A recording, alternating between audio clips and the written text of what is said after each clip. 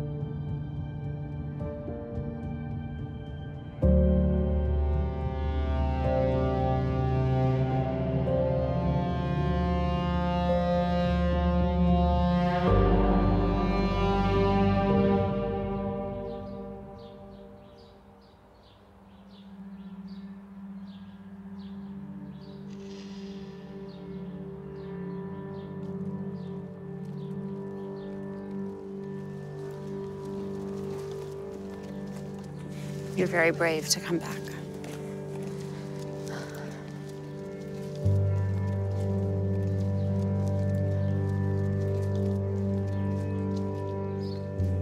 הוא נרצח כאן, עומר חרמש, וכאן זה שכנים שלנו, שהם החזיקו את הדלת של הממ"ד מאוד מאוד חזק, וממש נאבקו איתם, והם ניצלו. המשפחה פה ניצלה עם הסבתא המבוגרת. זה הבית שלנו, גולדשטיין אלמוג. הבית שבנינו לפני 4.5 שנים, עברנו אליו. המקום הפרטי שלנו, המקום הבטוח שלנו, המקום שמאוד אהבנו.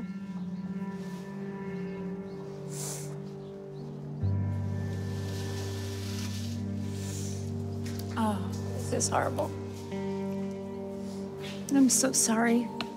I'm so sorry. No one should have to live through this. You okay? Yes. I'm trying to be okay. You don't have to be okay. You have to be okay. No one could be okay. Yes. התעוררנו לצבע אדום, אזעקה, כי היו טילים. ב-6:28 בבוקר, ורצנו לממ"ד, למרחב המוגן. אחותי הגדולה ים, האחים הקטנים שלי ואבא ואמא שלי. So when you were here, what were you thinking?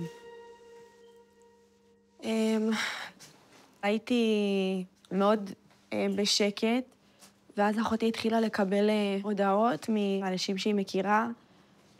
הם פה, הם אצלנו בבית, ירו בי, יורים בי, ופתאום הבנו, כאילו, אנשים מתים מזה, כאילו, זה אמיתי. כאילו, אמרתי, יכול להיות שזה השעות האחרונות של החיים שלנו, אז כאילו, מה, אולי נעשה משהו אחרת, ואז אהבתי את זה ישר, כי לא רציתי לחשוב ככה. וטל אמר שהוא פוחד, הוא אמר לאבא שלי, ואבא שלי אמר, גם אני פוחד, אנחנו מפחדים ביחד, וכל הזמן הוא אמר, כאילו, זה יסתיים ונצא מפה.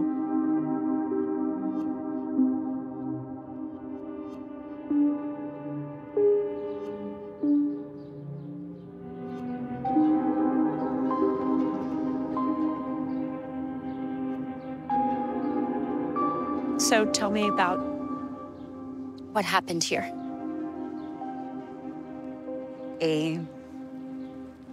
אז אני הגעתי למסיבה עם שני חברים, עם תום ובן. הגענו ב1 בלילה, ועד השעה 6:30 בבוקר. זאת הייתה המסיבה הכי טובה שהייתי בה בחיים שלי. פסטיבל ענק, מלא אנשים צעירים שבאו לחגוג, באו לשמוח, באו לחגוג ימי הולדת. It was the best party. And then at 6:29, the music just shut off. צבע אדום, צבע אדום! צבע אדום! יש רקטות באוויר, צבע אדום! להתפטר, צבע אדום! And I tried to understand what's going on. I looked up and I saw like small drops of rockets. I could see the lines of the rockets from Gaza. אני באותם רגעים עשיתי סיור מסביב לאירוע כזה, ואז התחילה מטח טילים. זה היה פשוט הזוי. עצרו את המוזיקה, אמרו לכולנו לשכב על הרצפה, ידיים על הראש. ואז התחלנו לפנות אנשים. המאבטחים רצו אלינו וצעקו לכולם לצאת משטח המסיבה, לעלות לרכבים ולצאת החוצה. אבל אנחנו לא רוצים למות עכשיו.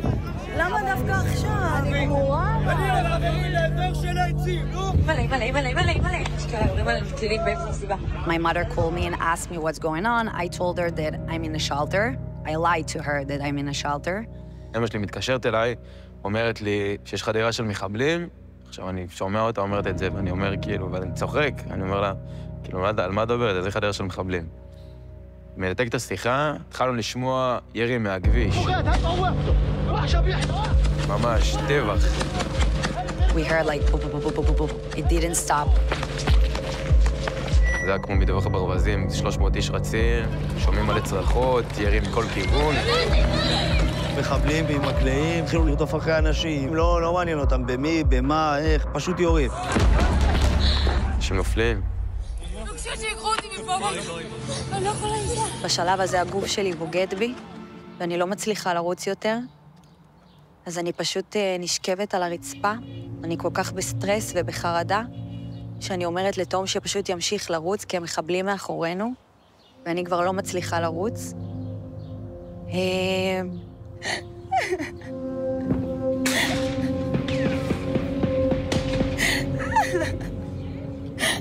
היה שם כאילו כאוס כזה מטורף, רק מנסים לרוץ למקום שנראה לנו מוגן. I saw my friends running to the trailer.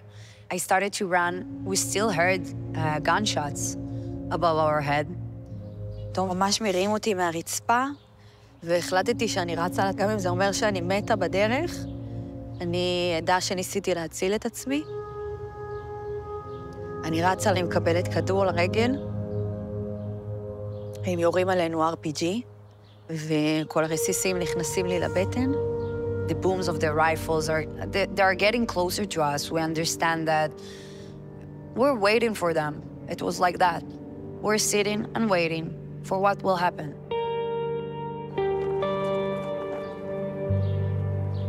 כאילו ממש ישבנו ככה על הילדים, עם הגב לכניסה של הדלת, כאילו לגונן עליהם, ככה.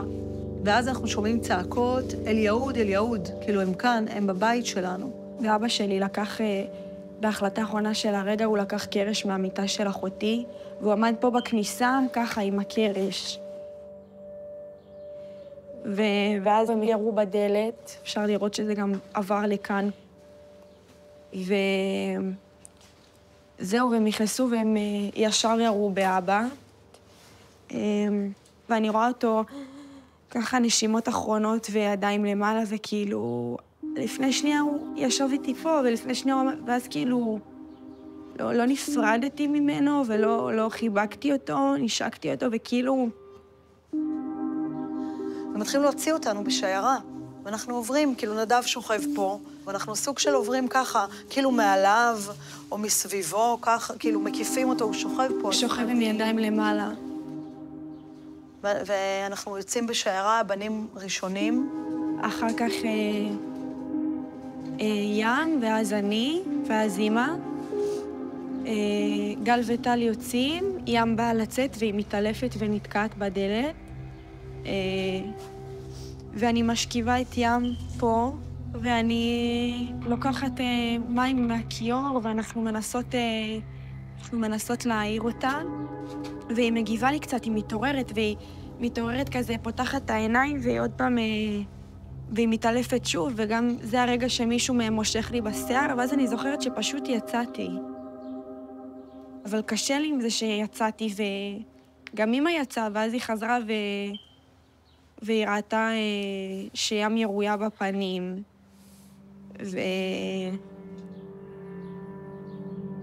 והיא הייתה אמורה לבוא איתנו. הוציאו אותה, כאילו, היינו אמורים להיחטף כולנו גם עם ים. אבא כבר נרצח, אבל ים הייתה אמורה לבוא איתנו, והיא התעלפה, ואני מדמיינת איזושהי סיטואציה שהיא מתעלפת, ואני ואמא בחוץ, והיא פה לבד, והיא מתחילה להתעורר, והמחבל פשוט בא ויורה לה בפנים.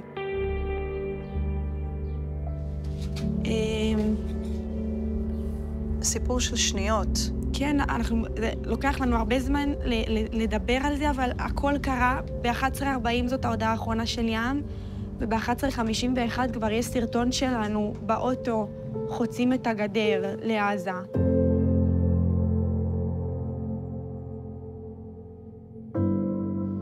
הסתכלתי עליו ואמרתי לה, אמא, הולכים לאנוס אותי עכשיו, כאילו הולכים לענות אותי, אבל היא הסתכלה עליי ולא ענתה. כאילו קיבלנו את זה, שזה הולך לקרות עכשיו, שאנחנו פה עכשיו.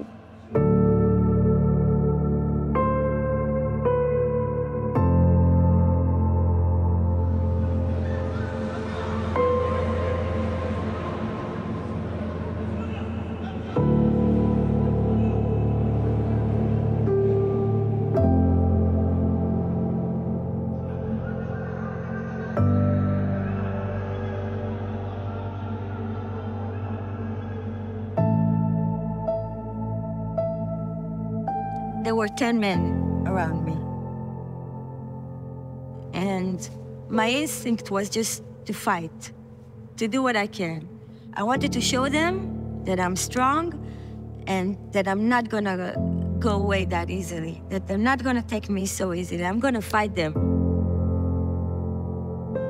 I didn't mind getting killed. I think maybe I preferred that in those moments.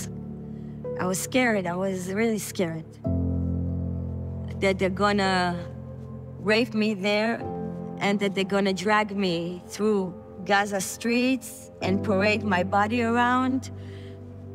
So I feared that more than being killed.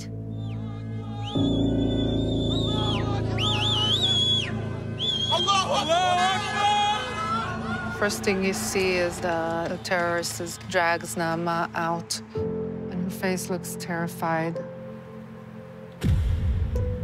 She's barefoot and in her pajamas, and they're blood-stained. They're grabbing her by the hair, and she's all, like, messed up, and I'm thinking of her hair, and I'm, like, in my mind, I'm stroking her hair like I'm always doing, and And I think thinking of what she experienced, you know, until that point, and how long was she?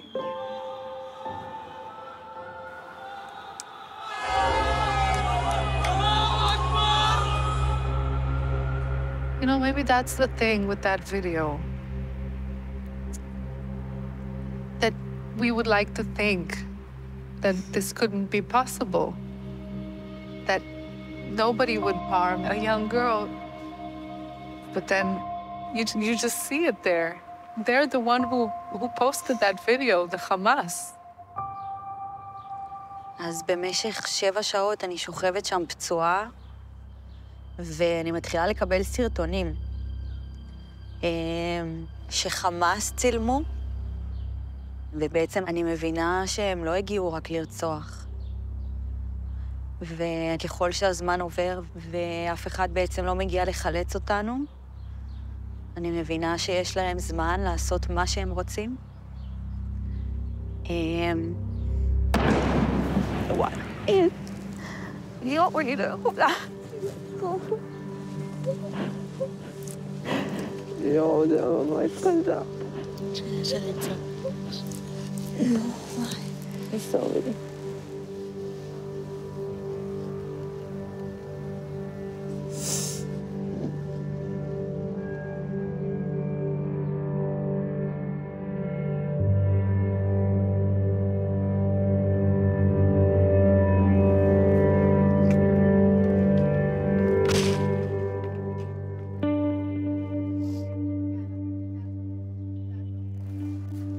Wow.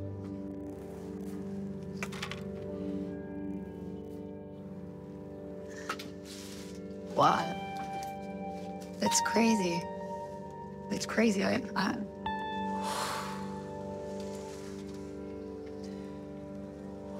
So now you're in the trailer. Can you try to describe what happens? 2 of my friends were here. One was here. We were on the ground, and my head was here. I was like that for 7 hours. My legs were bended like that. And while I was here, I could hear the screams and after 1 hour that we were in the trailer, I started to hear yelling of women. I heard a girl that started to yell for a long time. It was like, please don't, no, stop. No. It was like she was asking someone to stop. What can they stop? Someone is abusing her, someone touching her, someone is doing something. How do you know that? Or why do you think that? I know how it sounds. Like, I can understand how it sounds. There's no way that women will scream that loud for so long if it's not for asking for help because someone is doing something sexually to her. So when I hear like someone scream and then silence, I knew that it's probably someone got shot. But when you hear this chaos for like 20 minutes or 15 minutes, you understand that something much worse happening right over there. And it doesn't stop. That was the time when I started to be afraid I'm going to be raped.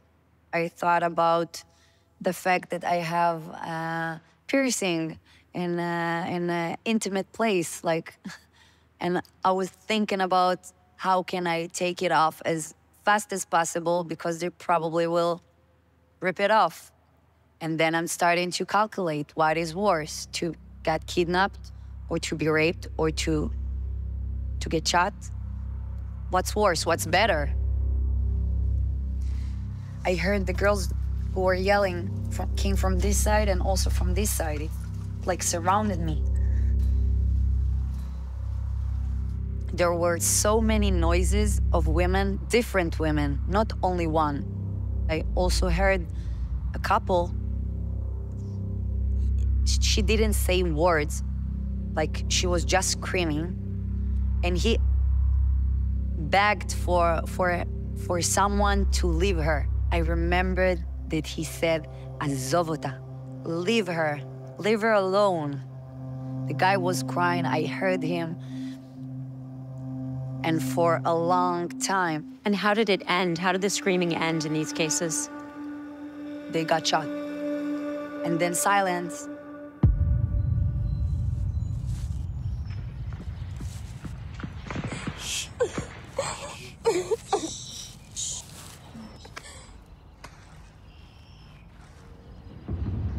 לא נושמים. אף אחד לא נושם, כאילו. מישהו עושה פיפס. זה כזה... כאילו... What happened then? הגיע הטנדר ונעצר 40 מטר דרומית מהשיח. מתוכו יצאו כמה מחבלים. הם תפסו שם איזה בחורה. אני זוכר שהיה כזה מין חצי מעגל סביבה.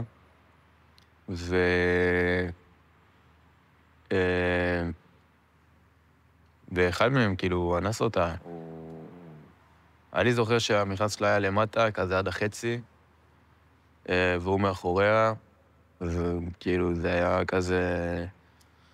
אבל לא משנה, בקיצור, So you actually saw his body moving and you knew what it was? כן. כשרואים אונס, אז יודעים שזה אונס, כאילו, זה לא... הם עשו מה שהם רוצים. הם עשו פשוט מה שהם רוצים, הם לא... לא היה חוקים. שוהם שהיה לידי, הוא אמר כזה, הוא דוקר אותה, הוא שוחט אותה, משהו כזה, ואני לא רציתי להסתכל. וכשחזרתי חזרה, כשהסתכלתי עוד פעם, היא כבר הייתה מתה, היא לא... הוא עדיין המשיך בזה. הוא אנס אותה גם אחרי שהוא שחט אותה. זאת אומרת, יכול להיות שהוא אנס אותה כשהייתה מתה.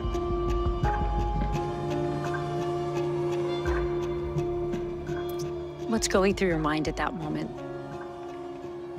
שהלוואי והיה לי האפשרות להציל אותה, הלוואי שהיה לי נשק. כי אם היה לי, הייתי מסתער עליהם ומנסה להציל אותה.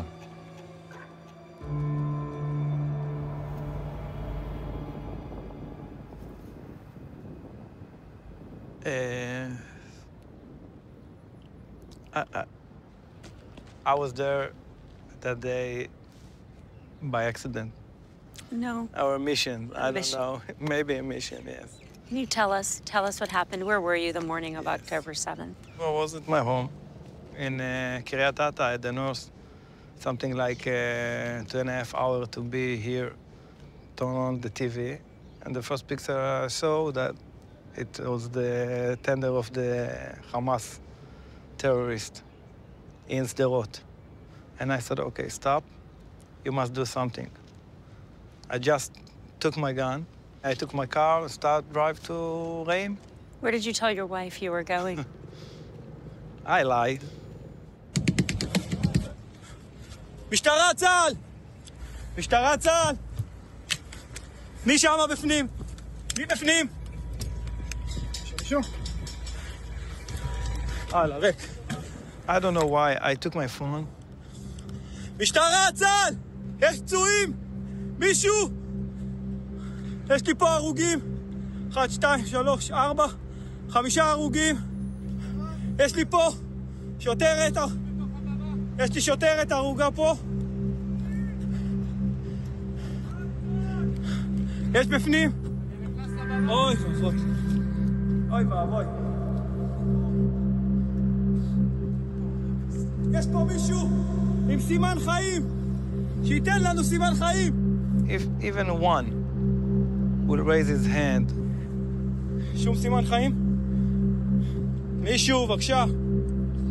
מישהו יכול לענות? מתקשר אליי קצין בדרום, והוא עושה ככה עם הטלפון, והוא מראה לי, הוא אומר לי, אתה רואה, אני ספרתי 125, אבל התבלבלתי במספר, יש לפחות כפול. הטילו לה את המשימה לטפל בהם, ואני לא יודע מה לעשות. אנחנו נמצאים פה בציר 232.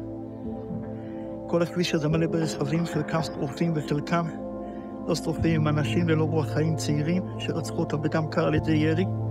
אירוע קשה מאוד, כל מקום שאנחנו רוצים, יש גופות על הכביש, יש גופות בכל פינה, בכל מקום. הצורך שלא יתואר.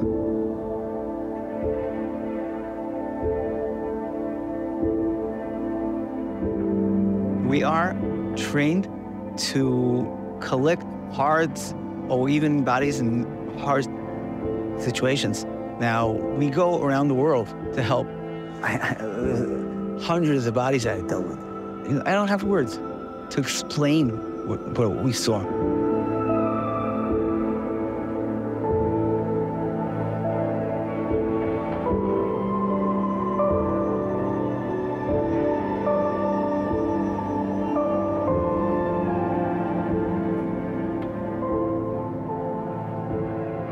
הגעתי לאזור המסיבה, באתי לחלץ ילדים מכל מיני מיקומים. מה שראיתי שם זה לא יישכח לי בחיים. זה היה טבח נוראי. וזה ככה היה על שטח אדיר. כנראה באיזשהו שלב גם הם ברחו, רדפו אחריהם והראו להם באמצע החוץ שם. אז אתה רואה שגם אחרי הכדור הראשון שהם קיבלו, מישהו עבר עליהם ריסס אותם עם עוד איזה 30 כדורים. דברים הזויים, אוזניים חתוכות, אתה הולך, פתאום אתה רואה יד, אחרי 100 מטר אתה רואה את הבן אדם. אתה אומר, איך היד שלו הגיע בכלל אחרי 100 מטר מפה. שמישהו תפס אותה יד ושיחק איתה. The bodies were cut to pieces. Cut to pieces. You can't identify if it's a man or a woman. Everything was ripped. ראיתי גופות שרופות. גם של גברים, גם של בנות. כשאתה רואה אדם, גבר או אישה, שהגופה השרופה שלו היא בתנועת התכווצות, בתנועת התגוננות, אתה מבין שקודם שרפו ואחר כך הם מתו. A lot of the bodies were naked, totally. In your experience, how often have you found naked bodies? Never. Never. When I got out, I saw so many bodies. Their shirts were ripped off, and girls without skirts, without pants, their legs were spreaded. They were abused. The bodies were abused. מה שראיתי שם זה דברים שלא אנושיים. אם זה גופות של בחורות שהבגדים שלהם קרועים, איזושהי פוזיציה, את יודעת, שהיא שוכבת על הגב ורגליים פתוחות.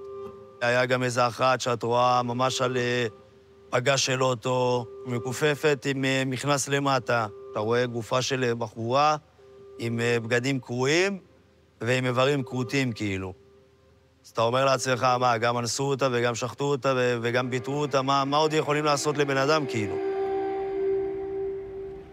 Her face was on the ground, and when I turned the body up to the other side, the shirt was down, and her tights, that she wore tights, was all covered blood. I believe in 100% she was raped. Why do you believe she was raped? The bullet was in the neck. So why there is blood and why the shirt is off? We came to a house. When we picked up the mattress, we found her body. This woman, we could not identify her from her face. She was naked totally. And she had nails around her female organs. Not only nails, but different plastic, metal things.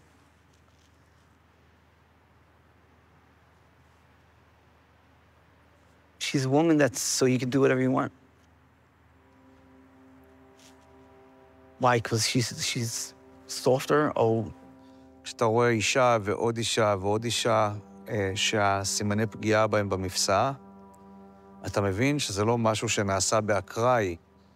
אי אפשר להגיע לאזור הזה אם זה לא מכוון לשם. One boy with two girls. He was with the pants down, with no underwear. And the head of the girl, one of the girls, was on him, on his... just right on his penis.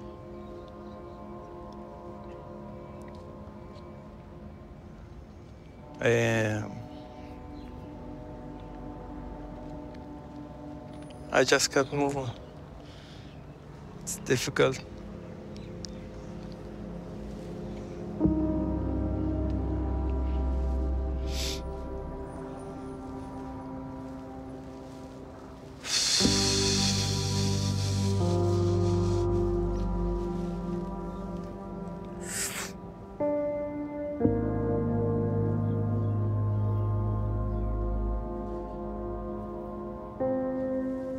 העצים האלה, כל עץ ועץ פה ראיתי בחורות קשורות, עם הידיים כפות. מישהו רצח אותם, אנס אותם, תעלל בהם, פה בעצים האלה. הרגליים שלהם היו פתוחות. מי שרואה זה יודע שהתעללו בבנות. מישהו הפשיט אותם, מישהו אנס אותם. החדירו לעברים הפנימיים שלהם כל מיני דברים, כמו קרשים, כמו ברזלים. מעל 30 בנות נרצחו ונאנסו פה. הייתי צריך לסגור את הרגליים שלהם, לכסות את הגופות שלהם, שאף אחד לא יראה מה שאני ראיתי, אף אחד. אף אחד לא יכול לראות דברים כאלה.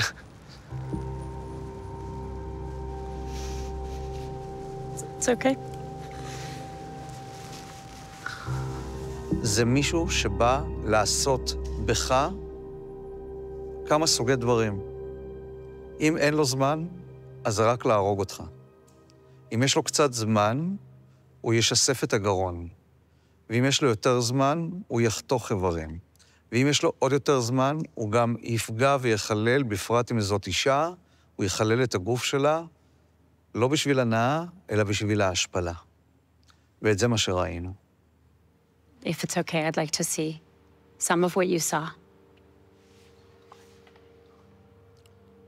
אנחנו רואים כאן בתמונה אישה שקראו לה את המכנסיים, ירו בה במפסע. As you can see, the body was brutal in different stages. This is a part of the breast. זה אישה שירו לה כאן. זאת אישה שירו לה כאן. Over here, and over here, and over here. Oh my God. זאת בחורה שהיא הייתה ערומה, הרימו לה חצאית, הייתה עד למעלה והיא בלי תחתונים. פגעו בה. And what is that there? That's one foot, that's the other foot. מכנסיים ותחתונים היו למטה. This is the body with the nails and the parts. When we get closer and closer, you can see the nails. Oh my God. אין שתי אופציות של מה שהם עשו. This is a piece of metal stuck there. אנחנו מצאנו אותה עם מכנסיים ותחתונים למטה. This is not connected to the body. זאת אישה שלקחו סכין ותקעו מלמטה, שכחו החוצה. Oh my God. I must seem like I'm disciplined and cool and calm. I'm not, but I feel that I have to tell this story clearly. And if I start to be emotional, I may not be able to continue to talk. I was at the Shura base, which is where all the victims of the October 7th massacre were brought. There were body bags lining the corridors from the floor to the ceiling on both sides. And we never knew what we would see. We never knew what the level of the atrocity would be inside the body bag. As we did more and more of what we were tasked to do, we realized that women not just murdered, women were shot in the head so many times that it seemed like there was an intention, an objective, to obliterate their faces. Most often, families couldn't be shown the faces of their daughters. And we began to see that some of it was sexual in nature, directly targeted sexual violence. Some came in with no clothing and mostly very bloody underwear. Did this feel systematic to you? Yes, it did seem systematic to use sexual violence as a weapon of war. I can't imagine why anyone in the world would have a reason to shoot a woman in the vagina or in the breast. A deliberate genital mutilation of this specific population of women. شو اسمك الرباعي؟ أحمد نايم أحمد أبو فهد. لأي منظمة أنت تابع؟ حماس. طبعا نخبة. دخلنا أول دار وثاني دار كانت المرأة. طلعوا منه مرة. واحنا راجعين ورا كانوا مطلعين من جوا بنت عمرها يمكن 16 سنة أو 15 سنة. والثاني برضه كمان لابس فستان. كانت لابسة النورة. سرقة وبلوزة بيضاء. الكلسون زاهري والصدر زاهري. البنت يمكن عمرها كانت 18 سنة وكمان 21 سنة. ومين طخيت هناك؟ طخيت مرة كبيرة. شو عملتوا في البنت؟ ايش بس قتل؟ حطيتها رميتها على ايش؟ على الكنبة واخذتها هيك نيمتها وشزحت العين وعملت اللي عملته. نمت معها. اغتصبتها. They were sent with clear instructions to kidnap as many, to rape as many, to humiliate as many, to murder as many. They came here with a mission, and they succeeded in the mission. How much evidence is there of the crimes of October 7th? There's a lot of evidence. We have over 200,000 visuals that we've collected. We have over 2,000 testimonies that have been taken. Among these evidence, we have substantial evidence for sexual violence that took place on the 7th of October. The first eyewitness who stepped forward, a young woman who hid in the bushes and described that very close to her, a few yards from her, there was a group of Hamas terrorists who pulled by the hair another woman who was stripped from the waist down. הוא מושך לה בשיער, היה לה שיער ארוך, הוא מושך לה בשיער. היא לא לבושה, ובעצם אני מבינה שהוא אנס אותה, הוא בעצם משנע אותה. כאילו, ממש אני זוכרת את התנועה הזאת. ואז מעבירים אותה לעוד מישהו, והוא חותך לה את השד. הוא חותך לה את השד, הוא זורק את זה על הכביש, הם משחקים עם זה. The bodies whose breasts were cut were found in several other locations. It depicts a pattern that could not have been unless it was premeditated and preconceived by Hamas themselves. It wasn't incidental, it wasn't just happening. They learned, they did their homework. This is kind of a pattern that we're seeing, that it's not only sexual abuse, but it's sexual abuse in its worst form. It's like they wanted to inflict pain in the cruelest manner possible. I think they have redefined evil, and in ways that we will even need to redefine international criminal law. Why? Why would the Hamas terrorists put sexual violence as part of their remit for this attack? Using sexual violence as a tool of war, of weaponizing women, sadly as old as the history of humanity. Because when the body of the woman is violated, it symbolizes the body of the whole nation.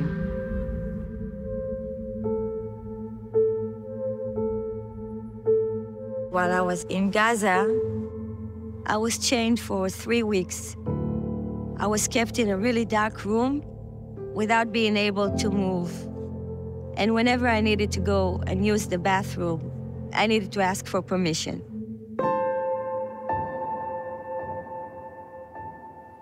His name was Muhammad. He used to sit on the bed in front of me, wearing his shorts, laying down. I remember I couldn't look at him. I was just like looking away and covering myself with a blanket so I wouldn't have to look at him. It made me feel really uncomfortable. He also kept asking me, do I like sex? Do I have sex with my boyfriend? And whenever he talked about it, I just like giggled and say, oh, come on, stop, trying to change the subject. I knew that he's up to something. I knew that something bad is gonna happen. אחד מהמחבלים כל הזמן היה אומר לי, beautiful, beautiful. היה מביא לי מברשת לשיער, אומר לי, תעשי קוקו, זה יפה לך. הייתי עושה קוקו מול המראה, ואני עדיין בלי חזייה, כי כשלקחו אותנו הייתי בפיג'מה קצרה, והרגשתי שהוא מסתכל עליי, הוא כל הזמן קרץ לי. לקחתי את הסוואצ'ר ושמתי עליי, ואז הוא אמר לי, מה את שמה את הסוואצ'ר חם? ואז הייתה הפסקת חשמל ונכבה, ונשארנו רק אני והוא בחדר חשוך, ואני ישר באתי לצאת מהחדר, ואז הוא מעביר על היד, כאילו הוא נוגע בי, והוא אומר לי, בסדר, תחזרי לחדר. What was going through your mind? פחדתי ממש. כל הזמן פחדתי. היו כל כך הרבה רגעים שזה היה כמעט יותר. פשוט הגוף שלך הוא פתוח לכלל. אין לאן לברוח. וגם אם יאנסו אותי או שיקרה לי, אני עדיין פה. הקלות שבה הם עושים את זה, הכיוון נשק לראש ופשוט לעשות מה שהם רוצים, זה דבר שיכול לקרות בכל רגע. יכולים להעיר אותך באמצע הלילה ולעשות את זה לנגד עיני שאר חטופים, יכולים לקחת אותך לחדר אחר, יכולים פתאום להיכנס לך למקלחת, פתאום לשירותים, כי מי ידע גם? מי ידע?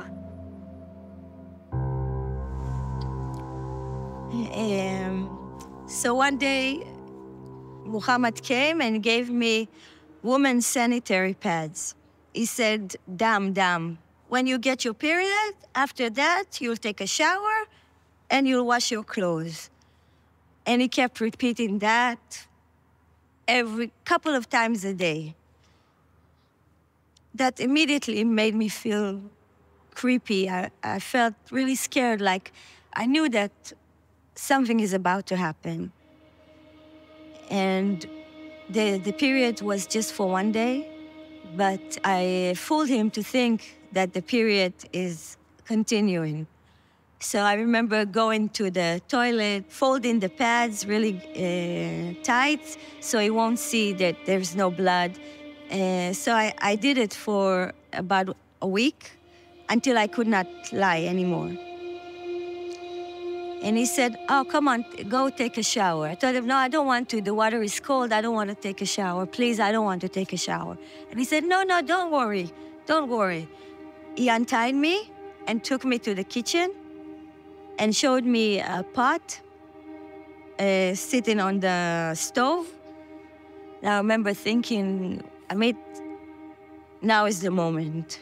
Something, what you thought about is going to happen. I bent down in the bathtub like this so I could cover myself up, taking the warm water from the pot and put it in over my head. And for 1 second, I completely forgot about everything. I just really enjoyed the warm water on my face.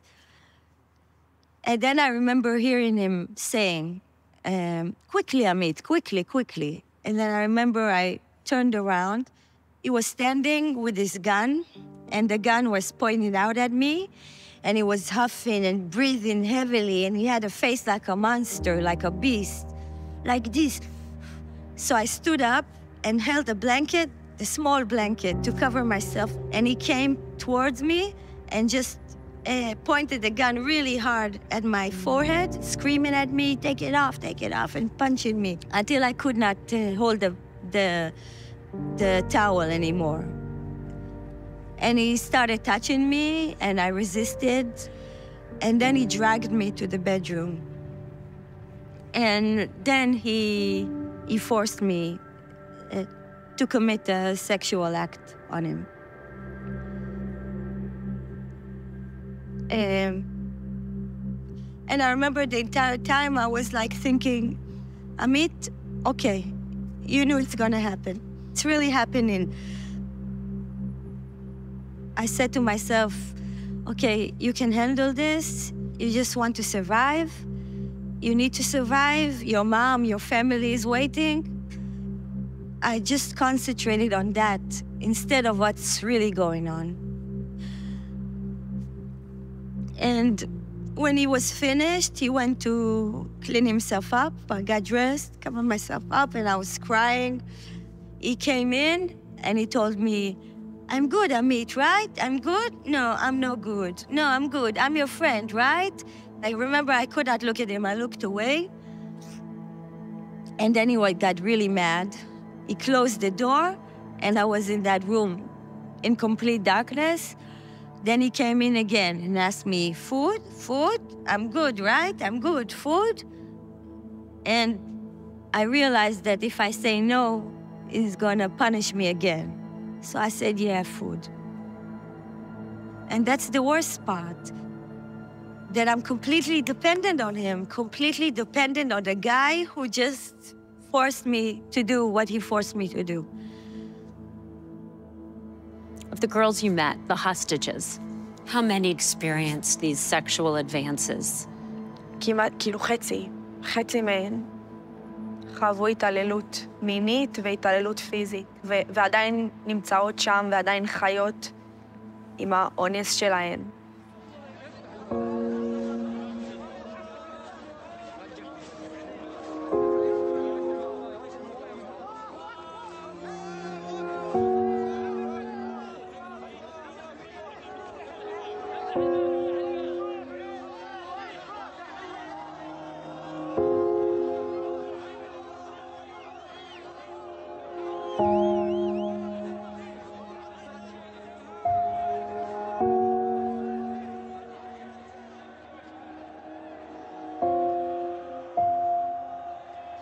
When you start hearing the stories, starting from psychological abuse, layer on top of that physical abuse, and that could be beating, and that could be branding. And Branding? What do you mean? What's branding? Branding is marking someone by burning a pattern, so they would be marked. And I got medication to sedate them. Some of the women were very concerned as to what happened when they got those medications. They didn't know. Do you have reason to believe that the hostages left behind faced even more sexual abuse? When I think of the people that are there for over 100 days, I'm scared of what we're gonna meet. We're ready for the unthinkable possibility of pregnancies and for needing to provide help in very, very difficult decisions that they and their loved ones would be facing when they come back. When I was released, I was in a hospital, and a woman's doctor came to see me, to ask me about what happened. And I remember telling her that I don't know if I want to tell. I felt guilty. I felt disgusted with myself, even though I had no choice. It's really difficult to talk about. But after I talked to the lady doctor and told her, I felt like something was released, like it made it better to talk about it. You haven't talked about this until now. Why? I decided to talk about it only after I heard that people are trying to say that it didn't happen. So I decided that I need to talk. I need to talk for women. I need to talk because I won't forgive myself if I will still see people that are saying that those things didn't happen when I know that they did. Now, I want to shout and talk to the world and let them know what's going on there. If I can help someone, if I can help the people who are still there, I want to. I feel like it's my calling to do so. I was in the scenes, and I'm the eyes, and I'm the mouth that can speak and can shout and can scream, because no one else could do it. We were there. Not only we, I was there. My hands, my eyes, and by speaking out, standing there, I'm respecting them. Most of the victims were murdered and silenced forever, but we know that there are survivors.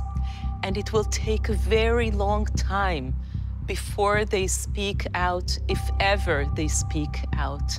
We may never know the extent of the sexual violence because these women were silenced. So every one of us, women and men, must speak up for these women and say, we will bear your story, we will bear witness for you. You will not be forgotten, and what happened to you will be told.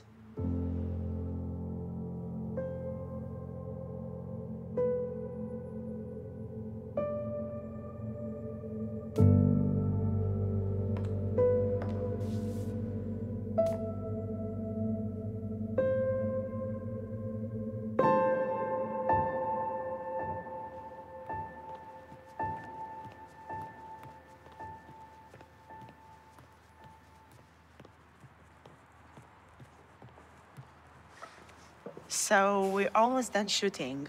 What are your thoughts at this moment? It's been an honor to do this. This is the most important work of my life. And maybe everything I've done has led to this moment. Why? Why do you feel that way? You know, I've spent a lot of time in my life advocating for women, and it felt like this was a moment where we needed to be really honest and direct about what happened. Rape is never acceptable. And in this moment, since October 7th, I felt like we were sliding back to a place where we would start accepting the unacceptable. And I can't let that happen. Can you tell me what resonates the most from everything you've heard? You just hear the story after story after story. People who have not met each other telling us the same things over and over. And I have to believe that we will tell these stories and give these amazing witnesses the chance for people to hear from them in their words in this film what happened. Anyone who watches this film can bear witness, and we can take that, and we can take that pain and take that trauma and turn it into hope, turn it into commitment, turn it into conviction that we are not going to let this happen again.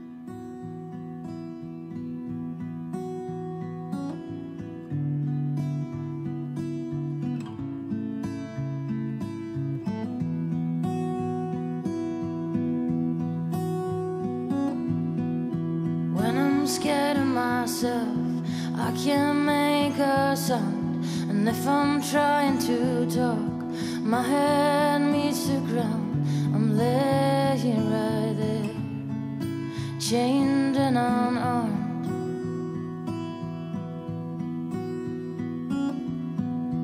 No, don't try to save me, I can't handle fear. And if you try to save me, I would disappear. Let it all be. I can't handle fear.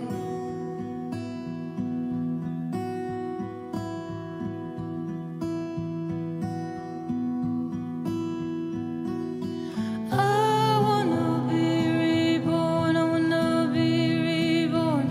I wanna be reborn. I wanna be reborn. I wanna be reborn. I wanna be reborn. I wanna be reborn. I wanna be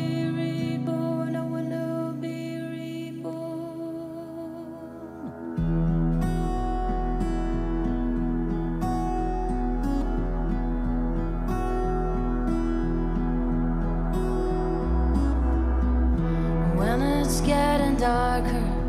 It's my time to shine, like a star in the sky. Yours is just like mine. We're laying right there, waiting for a sign.